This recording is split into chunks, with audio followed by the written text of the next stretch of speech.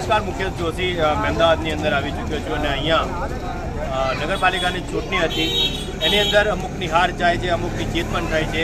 તો હાર એનો મતલબ એ નથી હોતો કે નિરાશા ઊભી થઈ જાય, પણ જીતને માહોલમાં હારને ટકાવી રાખવી એ શું છે એમના વિચારો જાણીશું, કેન્ડિડેટ સાથે વાત કરીશું. શું નામ તમારું સાહેબ?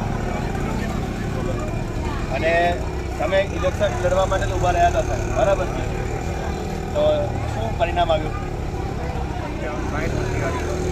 55-60 તમે હારી ગયા. હવે હાર તો હવે થતી હોય છે. તમે જે તમારી સાથે જે લોકો ઊભા રહ્યા હતા, તમને જે સાથ સહયોગ આપ્યો, એમને શું આશ્વાસન આપો?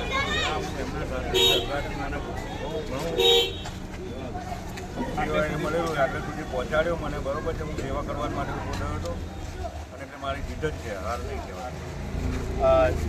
એક જીત જ છે, હાર જેવો એમનો અનુભવ થતો નથી. પણ પબ્લિકે એમને સાથ આપ્યો જ છે અને પબ્લિકની વચ્ચે રહે જ છે. શું એમને સાથે છો તમે?